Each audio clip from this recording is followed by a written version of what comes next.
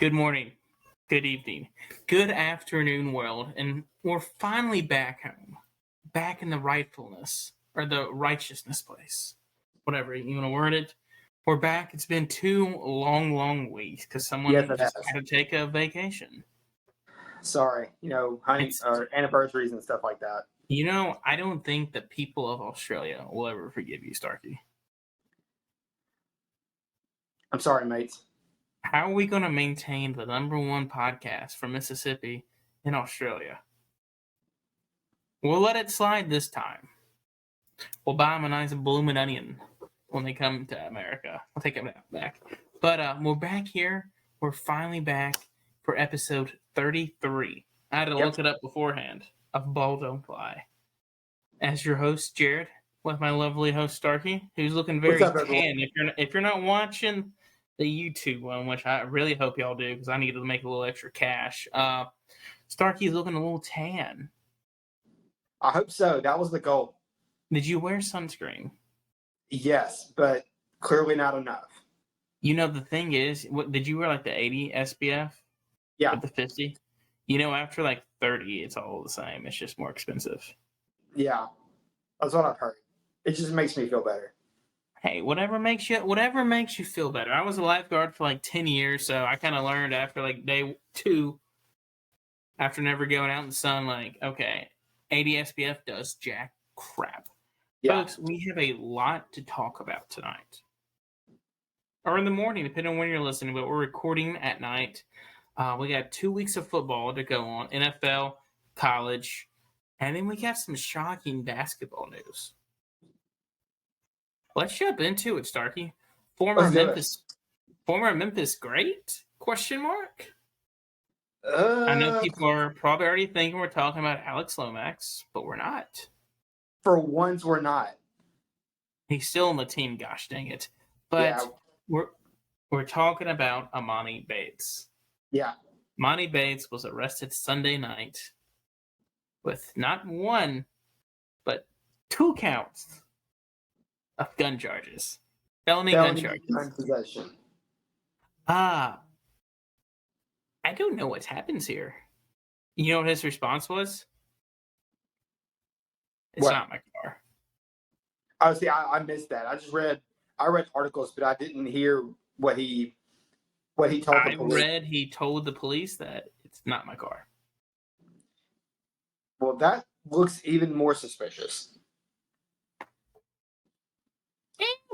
I did hear when he went before the court, he was talking to the judge, and all he said was he gave his name, he said, "Yes, ma'am," and he gave them an address that they could send some stuff to afterwards. But that's all he said when he was in court. Here's the thing. You gotta think, he's a guy that has a little premise in this world. He's got a posse. We all saw that from when he was at Memphis. Yep. Do you think he has a fall guy? I don't know. That's a good question. That's one I actually hadn't considered. I could see it, but I don't know for sure. Do you think his dad will have a fall guy for him? Because his daddy probably wipes Amani's butt for him. 100%, yes. So I'm honestly thinking that Amani is going to have a fall guy, and you will see. I was actually talking to work today with some people about this. I think you can maybe get 1 dropped, but not 2. Yeah, no, there's no way you get both of them dropped. And I don't know how this story for Amani is going to end. I always wish best for the kid. Right, absolutely. He embraced Memphis. He loved Memphis, but it's his dad. And then he's going to Eastern Michigan, school that is not going to get any hype in the MAC, any TVs. So I kind of was thinking too, and I listened to Chris Vernon's show. I really agree with Chris Vernon. I don't think Amani was going to make it through the entire MAC season. No, he's not getting any publicity there.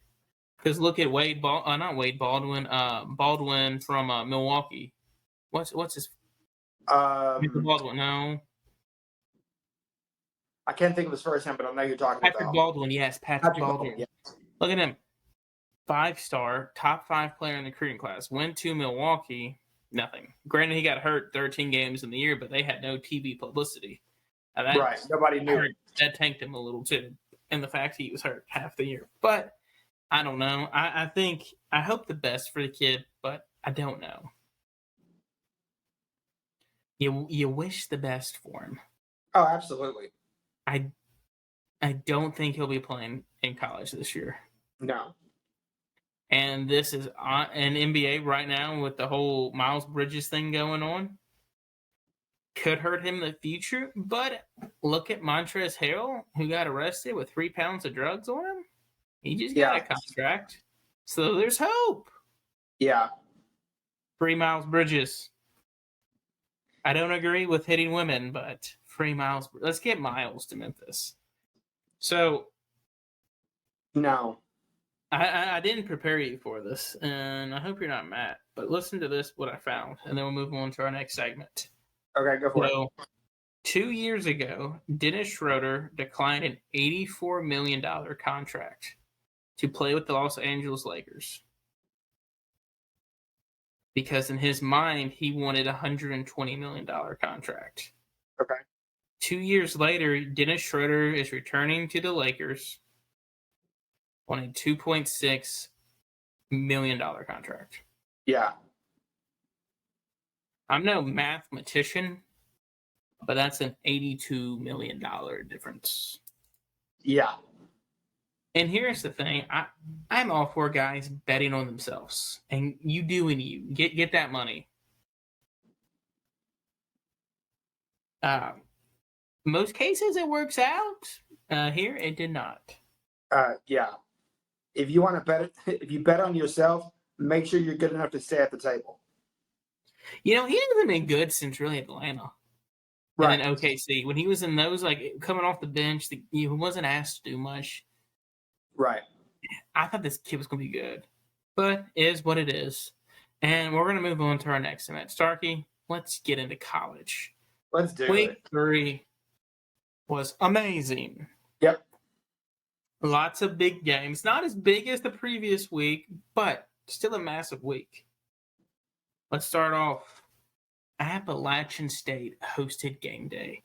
They beat A&M. They're 2 yards away from going 2-0 going into this week. Mm-hmm. If they didn't have a busted play against UNC on that 2-point conversion, guess what? They would have been 2-0 playing against Troy. Yep. Spread going into that was 11.5. Let me tell you what, game day, I love it when college game day goes to these small schools. Oh, yeah, absolutely. Like, Memphis is a small school, but look how Memphis, the impact there was when they were here and you had game day on Beale Street. That's awesome. Yeah. Game day in North Dakota, that was amazing. Game day at James Madison. Yeah. Game day in Boonville, North Carolina was phenomenal. I love when they go to these super small schools and you see the entire community pour out. Oh, yeah. It's an awesome scene for sure. And then they all like to party. They're all big Luke Combs fans up there. Which, you watch the game day segment. Me and my wife were talking about this. Like, they're like, yeah, we're not a bunch of we're not a bunch of rednecks or white trash people. They're all hipsters. I'm not a big hipster. Yeah. They were wearing like those little weird, like little fuzzy ball caps. They all had like 20 piercings all over their face, at least the ones they interviewed, and they're all playing hacky sack. I was like, okay. I mean, I love a good game of the hacky sack, but it's a game. The entire community gave me hipster vibes. That's fine. Yeah. Here's my question to you. Why is that game, college game day game, not on ESPN, ABC, anything? I have no idea. We were talking about this off camera. Very few times. I thought this was the first time, but very few times will game day go to a school and then the game not be nationally televised. As much as App State has been in the headlines this season, just for how they've played, you would think that game would have been on some sort of national channel to be nationally televised, and it wasn't. I had no idea why that game wasn't televised. And here's the thing. It's not like we had an amazing TV slate last week. Yes, absolutely. You could find a spot to put App State Troy for sure. You could have, you should have, but they really should have been. And you got the Hail Mary. Let me tell you what, a game winning in any sport is just the best thing ever to see. Yes. Like, I love watching the crowd. Like, I like rewinding it. 'Cause, oh wait, I couldn't rewind it because it's on ESPN Plus, and you can't rewind on ESPN Plus. But Right. just like watching it and just seeing, like, each time I rewatched it, I looked at other people's reaction to it. Mm-hmm. And how about you? I don't know if you saw this. Did you know the quarterback who threw the Hail Mary? Do you know what he did? I think his last name is like Chase Price. I think is his name. Is it? Am I right? I'm not sure. Oh, you're killing me, Smalls. Anyway, Chase Price threw the Hail Mary. You know what he did instead of going down there to celebrate? Yeah, it is Chase Price. I had to look it up real fast. Instead of going down there, partying with his teammates in the crowd, he ran to the student section and was helping all of the students get on the field safely. A man of the people. That is a man of the people, and that is how legends are born. Let me tell you what, folks, if you want to send me a Chase Price jersey, I will wear it proudly on Baldo Live. Hey, remember, heroes get remembered, but legends never die. That man deserves a statue. And then you see them dunk. Did you watch the set? Were you back in time to watch the segment on game day?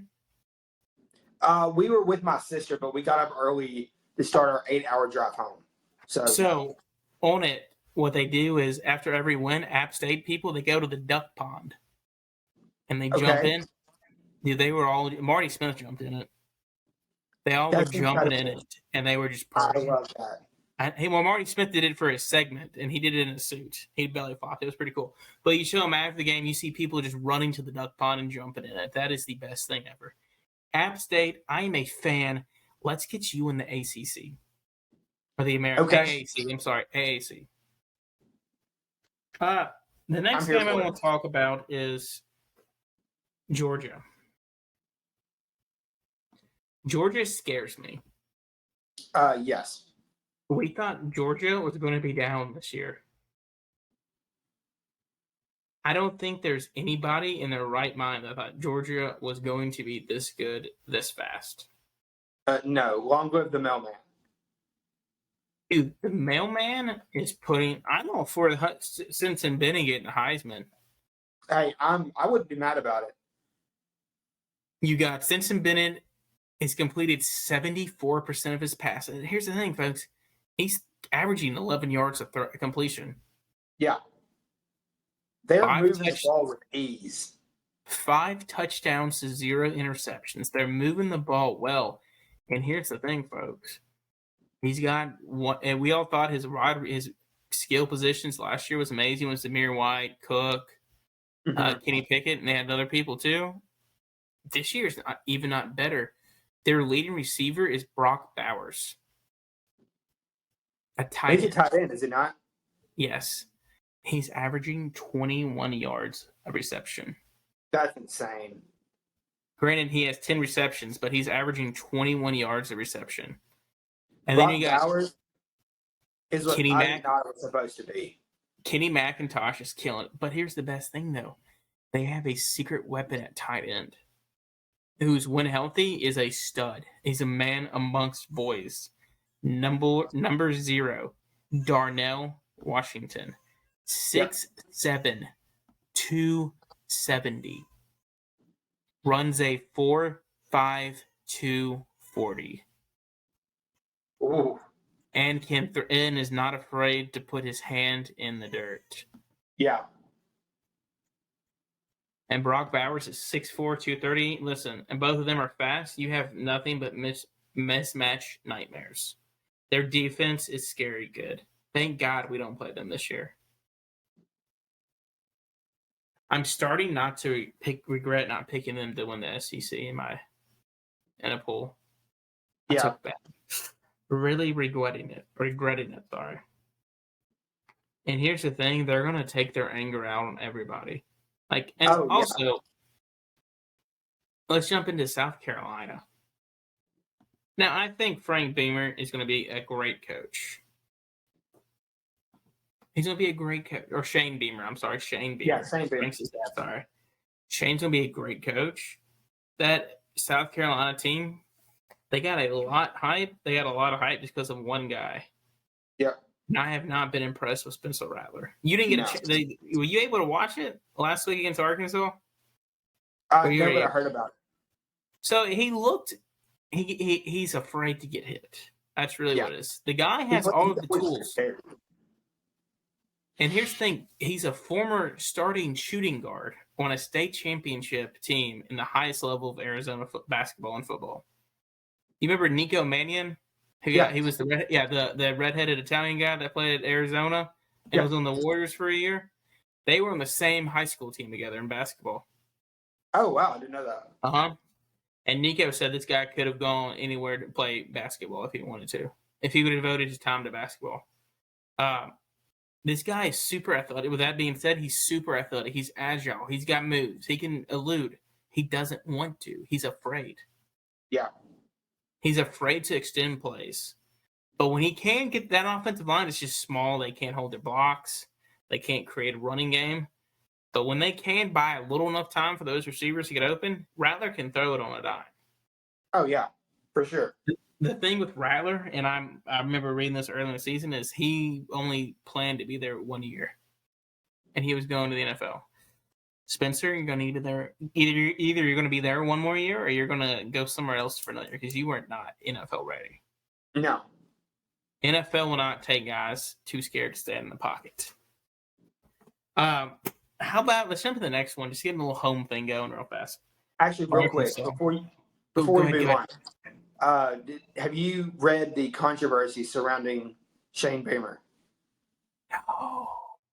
So is it him getting into it? Is it the post game conference when the referee or the reporter asked him if his guys quit?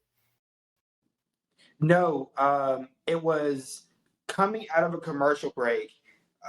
South Carolina was celebrating the 50th anniversary of Title IX being passed.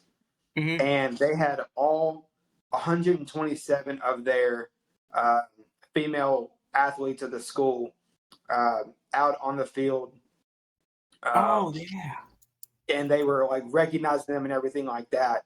But they only did it during a timeout, not during halftime or somewhere where they could have properly. They had all the students on the field. Yeah, and he looks over there, and he says he didn't know what was going on, but I don't know how you wouldn't know that. But he's screaming his head off at him, saying, "Get off the field! Get off the field!" But yeah, he apologized for it later, but he said he didn't know what was going on, which I'm not sure how much of that I actually believe. Well, maybe he got caught up in the momentum of the game and they were trying to rally. I mean, granted, they were nowhere in it, but they only lost by 41 points. Yeah, only 41. Hey, at least they scored. They did. Let's jump to the next one. Let's jump to Arkansas, 38-27. That was a scary game. I was kind of worrying about you there for a little bit, bud. I heard what was going on with y'all and the Mighty Bears, so didn't know if you still had a pulse or not. Well, I was worried. We were down 17-0 at halftime, and this was a Chad Morris-led team or a Brett Bielema-led team. Guess what? I said, okay, well, we lost. We sucked. Yep. We're Dunskies. I knew the team would just roll over. But granted, you're down 17 to an FCS school, who's the number 6 FCS school in the polls. Mm-hmm. This shows they didn't quit. Right. They were a couple drop passes, killed them in the first half. It's not like we were beating ourselves. That's really what it was. We were beating ourselves, missed tackles, dropped passes, missing blocks. You can fix that. And we did. And guess what? Boom, boom, boom. How about Mr. KJ Jefferson? Put some respect on his name. Yep. 19 of 31 for 385 yards. Put some respect on his name. People don't respect. It just still amazing. I still get asked that. People are like, hey, why didn't he go to Ole Miss? I was like, I think they were trying to get Matt Corral still, so I'm like, that's why. But 2 touchdowns, 1 interception. But the main guy, the ninth, the guy that won us the game on offense was Mr. Rocket Sanders. Yep. 242 all-purpose yards and 2 touchdowns. Yeah. The guy that we both said preseason was the player to watch. I'm going out on a limb. I really believe he's the next up-and-coming Darren McFadden. Oh, okay. Granted, he wears number 5 just like D-Mac, but he can catch it. He can run with it. Remember, he was an athlete coming out of high school. Yeah. A lot of people had him playing either linebacker or wide receiver. Mm-hmm. Arkansas said, hey, let's get a little mixture of both in there. Put you at halfback. So here's the thing. Listen to this stat. Arkansas's front 6, because we run a 4-2-5 or 3-2-6, one or the other. We always have 2 linebackers, either 5 or 6 DBs. Our front 6, basically, because we run a 4 front all year, we're leading that country in sacks. For those that don't know, that was my golf clubs that just fell over. Uh-oh. Gave me a heart attack. With that being said, Arkansas, out of 131 FBS teams, their pass defense is 131st. Combine that with all the FCS teams, Arkansas is 251 out of 254. Combine that with all Division II teams, Arkansas was 412 out of 416. And we're not done. Add all the Division III schools. Arkansas is 649 out of 656. All I know is there's room for improvement. We can only go up from here. Nowhere to go but up, for sure. Exactly. But I will give us thing. We have lost a lot of key players. Like our star guy, unfortunately, Jalen Catalon's out for the year again. Miles Slusher, our starting nickelback, has been out for the past 2 games. Guys have been having hamstring issues. We were down to only had 2 starters in there. But here's the thing that gets me. You got Barry Odom. Barry Odom is one of the best defensive-minded coaches in college football. Yeah. There's no way a Barry Odom-led defense should be that bad. Don't worry. They'll get better. We play A&M this weekend. We'll bounce back. I have full confidence in us. With that being said, let's jump to A&M. Is A&M back on the map? They just beat Miami pretty easily, honestly. Defensively, A&M's great. It's offense that is so bad. Yeah. Although A&M was favored in that game. They were. Well, they were only favored by a touchdown before Jimbo made the switch from Haynes King to Max Johnson, who I've been supporting all year. Yeah. They were a 4.5-point favorite. They jumped up to a 6.5-point favorite when they made the QB change. And here's the thing. You know what his buyout is if they fire him? Like $80 million. Yeah. Max Johnson finished 10 of 20, 140 yards, 1 touchdown. That's terrible. That is not good. Great. That works in my favor this weekend. That it does. So answer me this. If A&M loses to Arkansas this weekend, where is the panic meter? On Jimbo. If his buyout was any less than what it is, I would put it at a 7, 6.5, 7. Because if you go through the remaining games, they have Arkansas, at Starkville, at Bama, you're lucky if you go that. If you can go 1-1 there, that's a win there between State and Bama on the road. And South Carolina, granted, South Carolina sucks, but they're always a tough home game, a road, like a tough road game. Then they got Ole Miss, Florida, Auburn, UMass, and LSU.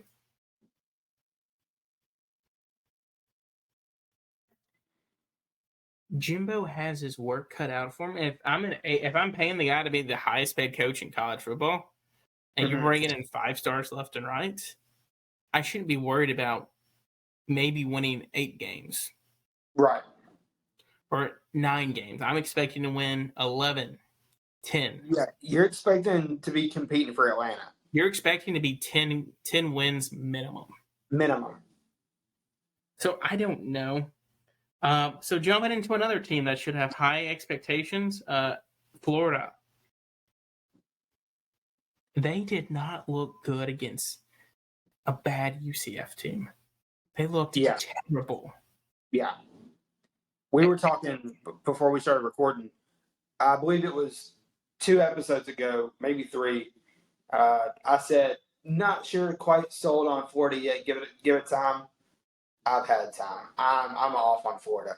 Richardson should not be allowed to wear number 15. He doesn't deserve it. So he had one good play. Yeah. He had one good play. Just one.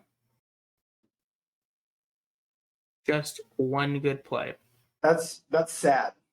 Do you know how many passing touchdowns he has for the year? I'm going to go 3. 0.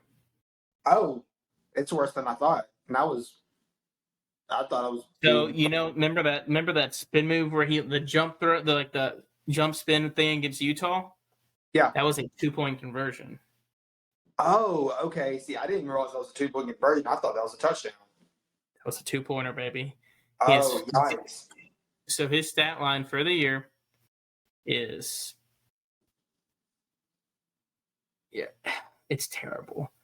He's completed 53% of his throws, 423 yards, 0 touchdowns, 4 interceptions. But do you know what the worst stat of it all is? This is some Paxton Lynch numbers right here. Ryan, I know you're probably listening. This is going to make you sad. His average completion, 5 yards. Oof. And granted, this is not the Florida team of years past, but guess what? You're still Florida. You can get all the speed guys you want. Yeah. You mean to tell me you can't get 10 yards of throw? Like, come on, man. This guy is not good. But yet he's still getting all the NFL hype because of what he could be. Granted, he has the tools to be an elite quarterback. He has the tools to be in the Bryce Young, CJ Stroud tier. Yes, he does. He has the tools to be the 3rd quarterback taken off thing. It's not there. No. Dan Mullen believed him, and Dan Mullen's been right on a lot of quarterbacks. It's not there, dog. It's time for a quarterback change. I have a legend. I would like to throw his name out there. Okay. Jalen Kitna, son of Joe Kitna, former Dallas Cowboy great. I was gonna say, with a last name like that, there would almost have to be some sort of relation. He is the son of John Kitna, former great. Let's jump into the next game real fast. Florida State. Quick. Go ahead. Real quick. Speaking of Florida quarterbacks, given what's going on with the quarterback situation at Florida and what's going on at his school right now, if you are Emory Jones, are you regretting leaving Florida?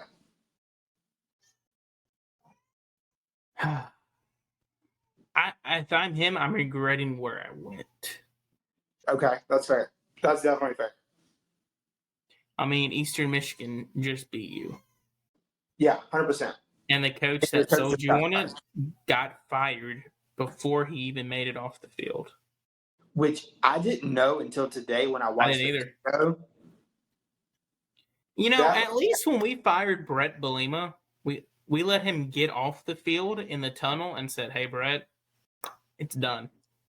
Yeah, I will go out on a limb and say not being able to leave the field or not getting off the field first is definitely worse than being left on the tarmac. Shout out Lane Kiffin. So let's skip. We're going to skip FSU for now. Okay, Let's talk about Vandy and Kentucky and Kansas. let's do it. Vandy 3-1, Kansas 3-0. Do you know what Vegas and everybody gave them for their what was their over under for the year? I know Vandy's was 2.5. 2.5. So it was Kansas. Okay, I didn't know about Kansas. I thought honestly for Kansas that was so gracious. Last week. Kansas came back and beat. Sorry, my kid's crying and I hear her crying. Kansas came back and beat West Virginia on the road in West Virginia in Morgantown. Beat them for a conference win, which doesn't happen often. No. Last week they beat the brakes off Houston, who was ranked to start the year at 25. They beat them easily. Yeah. Vandy come from behind win over NIU. Anchor down and rock chalk. I'm on board. Let's go. College football is great when Kansas is good. Eric Mangino, get him back there on the sidelines for honorary captain. But yeah, for sure. Massive shout out to Lance Leipold and Clark Lee for what they're doing because no one expected either one of those programs to do anything. Obviously, Kansas was waiting on basketball season. Vandy's waiting on baseball season, but shout out to both of those guys for turning those programs around. Well, remember, wasn't too long ago. Vandy was waiting for basketball season. But yeah, that's true. Wasn't too long ago. Let's jump into your team. Let's do it. What the crap is going on with the Lane Kiffin-led team? Hey, we're a running school, baby. Y'all have never been a running school. Ole Miss has not been a running school since Deuce McAllister was there. Hey, we run the ball. But y'all do here. I have this actually. Out of the top 10 running backs in the SEC in yards per game, or total, sorry, not yards, but total yards for the year, y'all have You'll have number 2 and 3. Is Zach Evans and Quishon Judkins. Yes. I love it. You know what's... Here's the thing. Jackson Dart is not the answer. I don't know what the issue is. It's like he doesn't know how to read a defense there. I don't know what his deal is either. Okay, actually, I'm going to rewind that statement. Most people don't realize that he and Luke Altmaier are both very young. They're both sophomores. They're both 19 years old. The thing about Jackson Dart is this should be his freshman year of college. He graduated high school a year early to go to USC. So last year, when he was at USC, started those 3 games, he should have been a senior in high school. He should have, He's still super young. He's still trying to figure it out. I will tell you this. I will be shocked if Jackson Dart is lining up in the powder blue next year. I think whoever does not ultimately win the job, I think will be gone. Whether that's Jackson or Luke. Here's the thing. Y'all still have a quarterback battle going on right now, and you're not even – and you're – because, yeah, Altmaier, he didn't play much on Saturday, but Dart's not blowing – Dart shouldn't have the game or the job. He's got 65% completion rate, 543, 3 touchdowns. 3. Yeah. That's so bad. Yeah, You it's have not good. Jonathan Mingo, Malik Heath, and Mike Trigg. And you have one of the best offensive mind coaches in the country Yes. who throws his clipboard up before when they said hut. Still one of the greatest Here's the plays thing. I've ever seen in my life. It's the quarterback. He doesn't know how to read a defense. Granted, like you said, he's young, but he's a bust. Okay. There is no way he should have been ranked. Note it, mark it, I don't care. Hot stamp it. There is no way he should have been the number 1 overall transfer recruit in the portal this year. Okay, answer me this. Would you rather have Jackson Dart or Dylan Gabriel? You shouldn't even think about that one, Starkey. Yeah, I was sighing because of I feel bad about the answer, but right now Dylan Gabriel. Dylan Gabriel right now has 759 passing yards, 7 touchdowns to 0 interceptions. Yeah. Okay, would you rather have Will Rogers or Jackson Dart? I'm trying to say this with the least amount of bias I can muster. I think what makes Will Rogers good is Mike Leach's offense. Mm-hmm. So put him in Lane's offense, I don't know how good he would do. Granted, they play well. That's actually the next thing I want to jump into, though. Too, they played like doo-doo on Saturday. Yes, they did. They came out of the gate swinging. And granted, I don't care how bad of a team LSU is or how good of a team you are. Going to Death Valley at night is one of the hardest things you will ever do. If not the hardest atmosphere in college football. Like I'm sitting here watching it. Okay, the spread was 2.5. Mississippi State. I was like, okay. Came out the gates. It's 13-0. That missed field goal kind of it didn't hurt them right then and there, but man, you could just tell something was wrong. Yes, for sure. Will Rogers had a terrible night, 24-42 for 57 completion rate. And here's the thing: if you're not making the throws in the air raid, you ain't running the ball on anybody. No. You are not running the ball on anybody.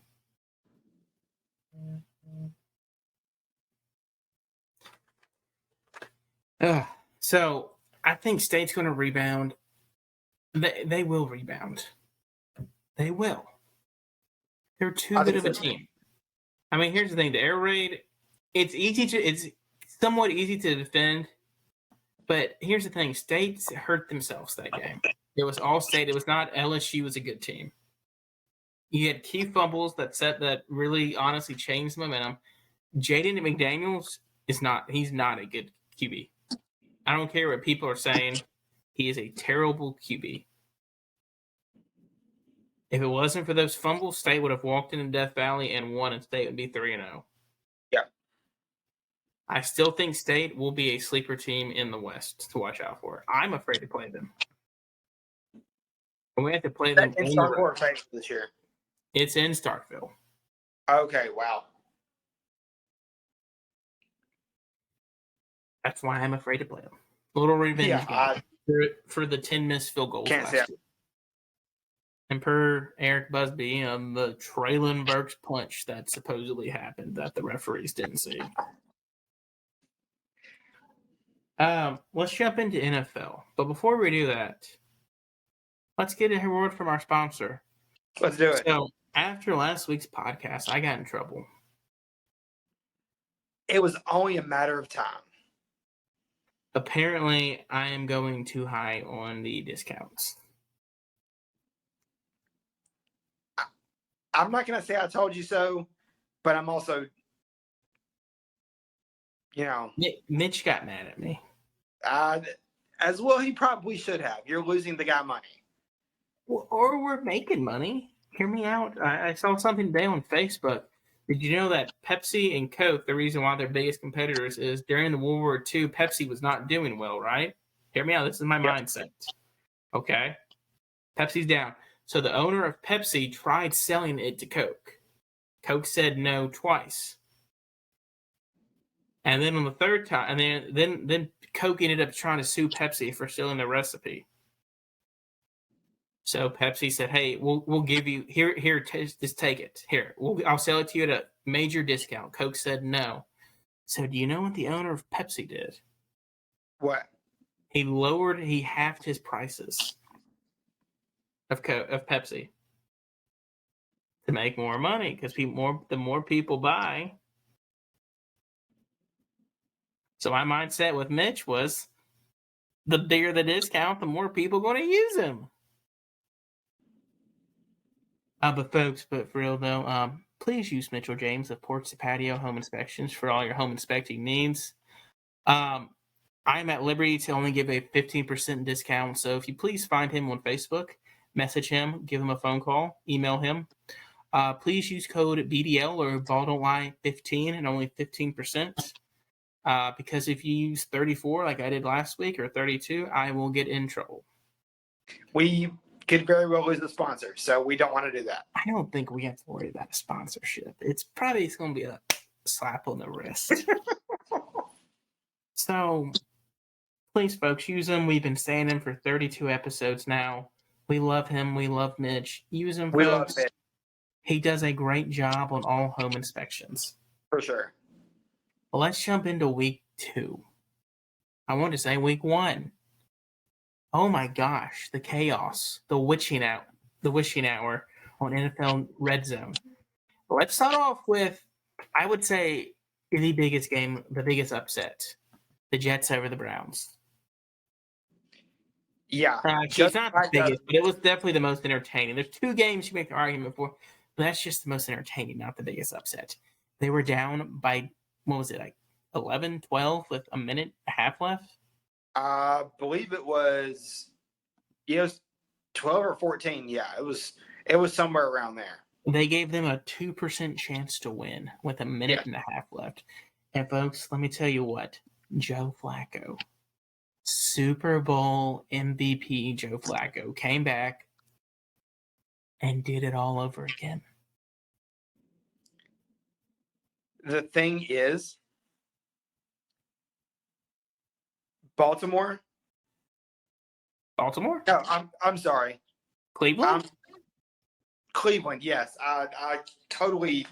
I'm sorry. Nick Chubb should not have scored that touchdown. Should have gone down. Should have gone down.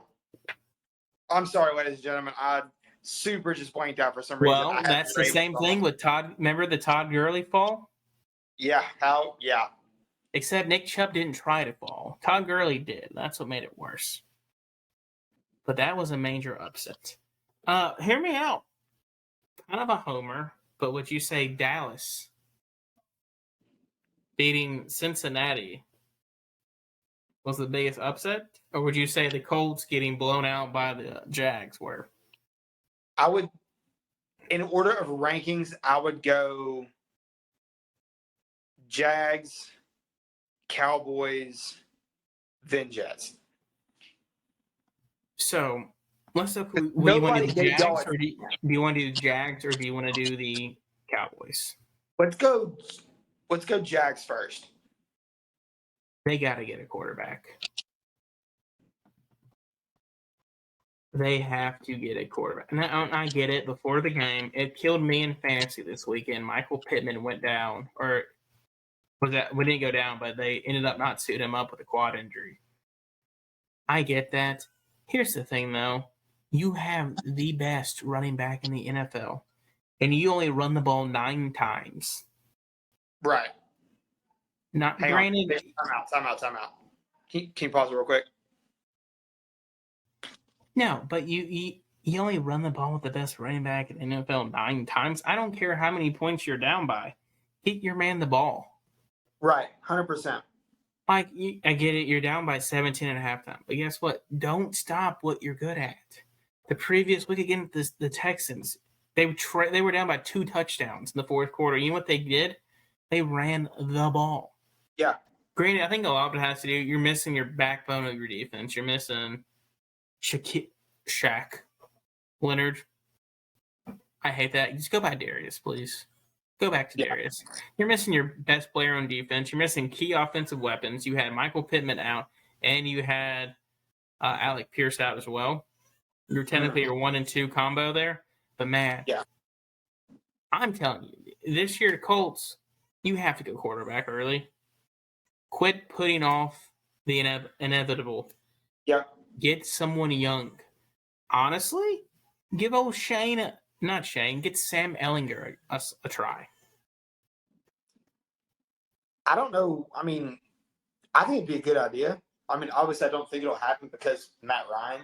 But if something doesn't happen soon, I can see them, making that switch. I'm already hearing people say it's time to fire Reich. So, ouch.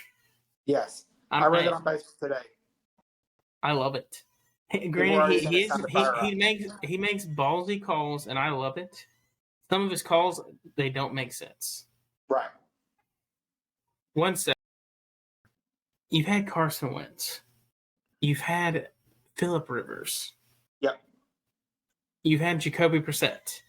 You've had so many different guys since Andrew Luck being there. You got to find your main guy of the future. Yes. Here's the thing. You put Andrew Luck, he came into a veteran team. You had a lot of good years with them. This class is supposed to be one of the deepest classes in a while. Mm-hmm. It's time. Yep. You have a wide receiver 1 and a running back. You use help at tight end. Your defense is stout when everyone's healthy. Your offensive line is great. Yes. Make your run. Get a quarterback here. The next one, let's talk about Dallas. That was great. How about that? 7.5 point underdogs. Cooper Rush, the guy I don't think should be a starting backup quarterback that's twice. He's 2-0 starting. Yes. We are so I don't know how we won. Do you think the hype in Jacksonville is over?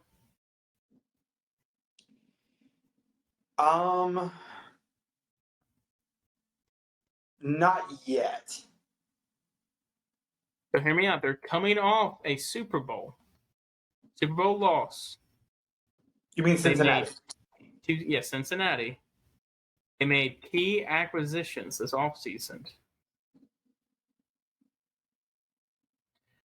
They added 3 offensive linemen. They signed Alex Kappa, Leo Collins, Ted Karras, all to $20+ million contracts. Yes. And your quarterback has been sacked 13 times in 2 games.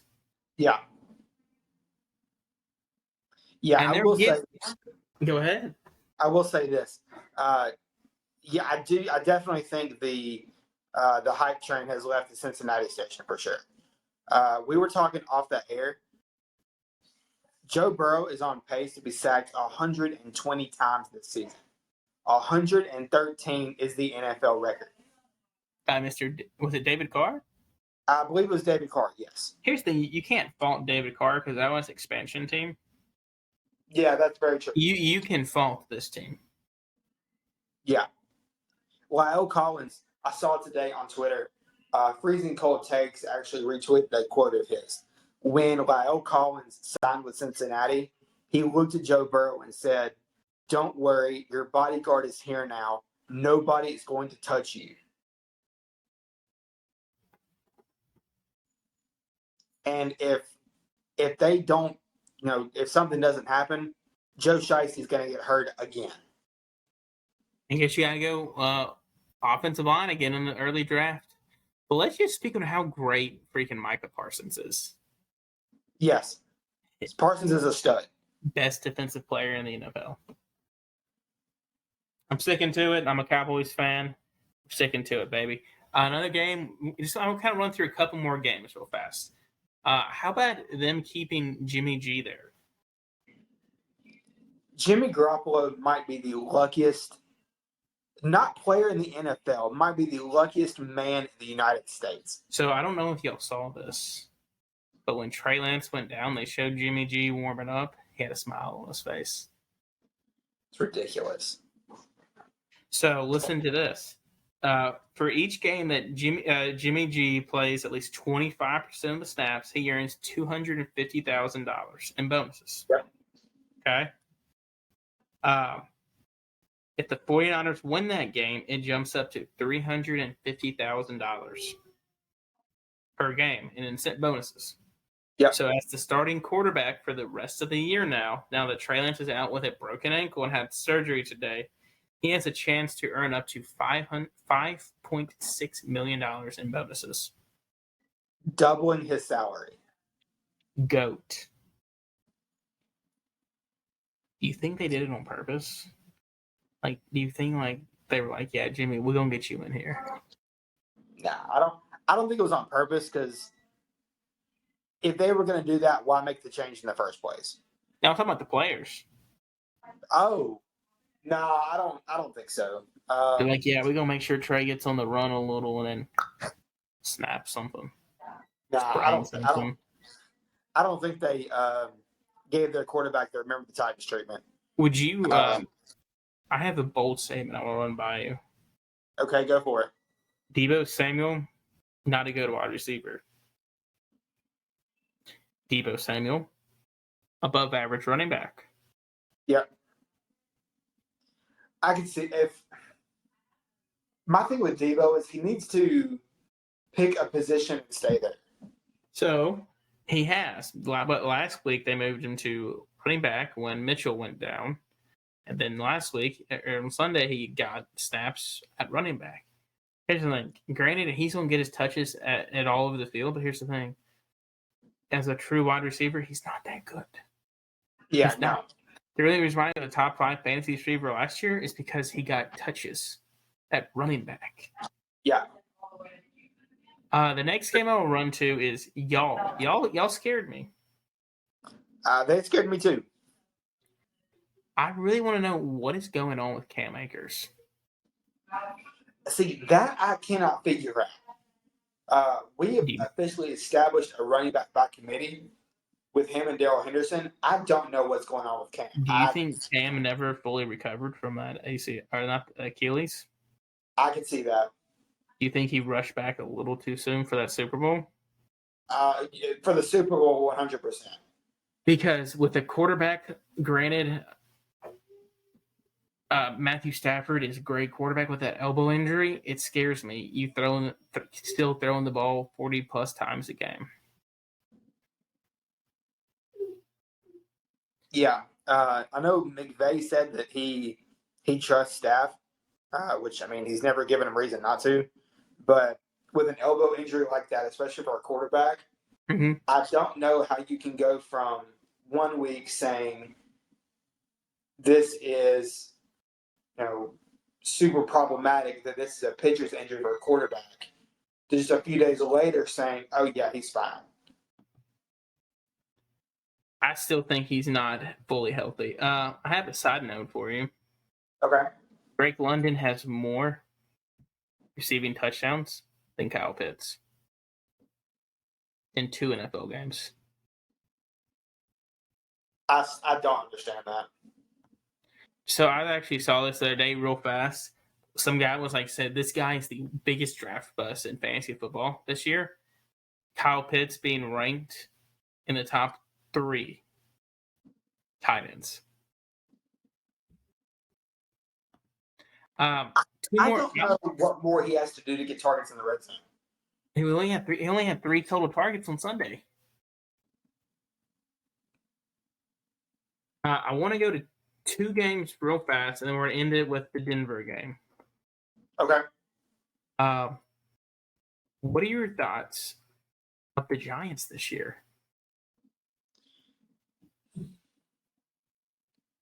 The Giants will go as far as Saquon will take them when he's healthy. Saquon looked good this weekend. He looked amazing week 1. Week 2, he looked because his offensive line was not creating holes for him, and they were putting everybody in the box. But let me tell you what, though, this Giants defense reminds me of the Tom Coughlin defenses. If they're going to swarm to the ball, everybody's going after it. They don't care who's Those up. old school They believe in the defense. next man up thing. This Giants team is looking pretty good as of now. They are in first place in the NFC East. Side note: the Jacksonville Jaguars are in first place in the AFC South. Let's go, Jags. Duval. I don't really Driving care. through Jacksonville, it's terrible, but because I had to do it twice over the weekend. But You're gonna upset the Dickey family with your comment there. Well, I love the Jags, but driving through the city of Jacksonville is stressful. But Duval, y'all. The last game I want to talk tonight, the Lions. They scared me. You're really going to make me do this, aren't you? Yes, I am. Listen, they had a 22-point lead. They almost blew it. Yeah.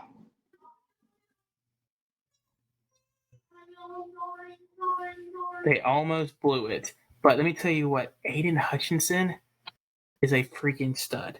3 sacks in the first half. Yeah. Next JJ Watt. I'm calling it right now. Let me tell you what, if that line, Amon St. Brown, DeAndre Swift, Hodgkinson, if they get a quarterback and one more wide receiver there and build up that defense just a little bit more, they're going to be scary good. Yeah, agreed. They have a great future. And the last game I want to talk about tonight, this is to me is the biggest shocker of the NFL season. The Broncos. Yeah. What's going on in Denver? I don't know. It's like Russ. I don't know. Russell Wilson is playing unlike here's the thing. You can make the argument he's never had this much talent surrounded him before. Yeah, I can see that. Like you got Cortland Sutton. Like too much young talent. Cortland Sutton. Yeah. I would take him and Jerry Jeudy. I would take that combo over DK and Lockett just because I believe Judy's way better than Lockett. The two. But you had so much hype. I don't know what's going on with Nathaniel Hackett. I think so. Did you know he's the head coach and he's still calling all the plays? Yeah, I can see that. That doesn't shock me at all. He needs to back off, let the OC run the show, so you can focus on your defense is keeping you on the ball games. But dude, they are so bad on offense. They are terrible on offense. So for the you and year, I were talking about that this morning. Sorry, didn't mean to interrupt. No, you're good. Real fast. Russell Wilson, 45% completion rate, 219 yards, 1 touchdown. And folks, that was for Sunday. For the year, I read it wrong. I'm sorry. For the year, oh God, I'm sorry. 58% completion rate, 559, 2 touchdowns, 1 interception. He just looks terrible. Yeah. The offense is just stagnant. They're making terrible to play. Other than yesterday, in a 4th and 1, they didn't end around. Javonte Williams is a great running back. Let Russ call the plays. You didn't give up. You just gave him a massive contract. You traded your future tight end for him, and gave him all the money and draft picks for him. Let him run the show. 100%. Nathaniel. You let Rodgers. Maybe it's because he got tired of Rodgers doing that in Green Bay.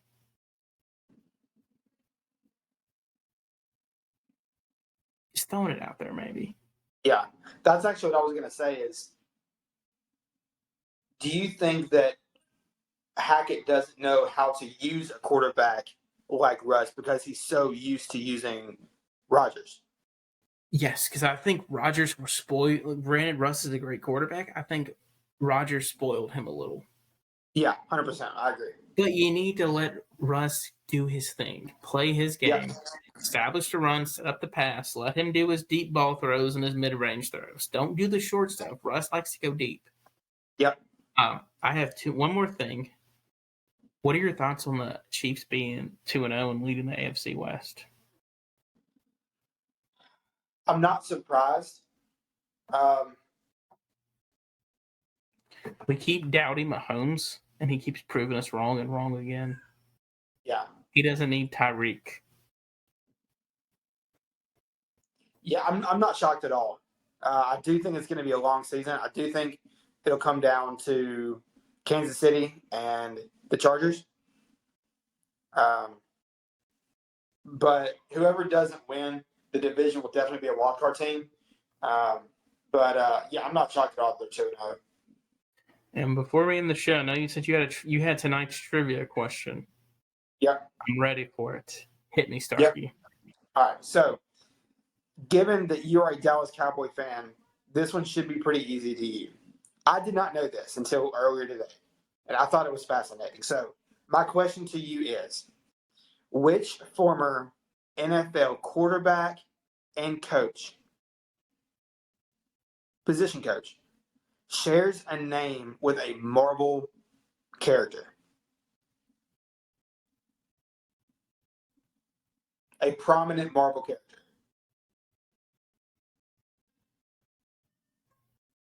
Jason Garrett? No. Kellen Moore? No. John Kitna? No. Who? Mr. Wade Wilson, former journeyman quarterback, including for the Cowboys, and former Cowboys quarterback coach under with the end of Tony Romo. He was prominent in telling the staff to draft Mr. Dak Prescott. Mr. Wade Wilson. I've never even heard of that guy before. Mr. Wade Wilson shares a name with Deadpool. Well, you stumped me. And you thought I was going to get it. Well, folks, that's going to conclude. I did, actually. He'd been there forever. He'd been in Dallas forever. I apologize for speaking over there, folks. That's going to conclude tonight's episode of Ball Don't Lie.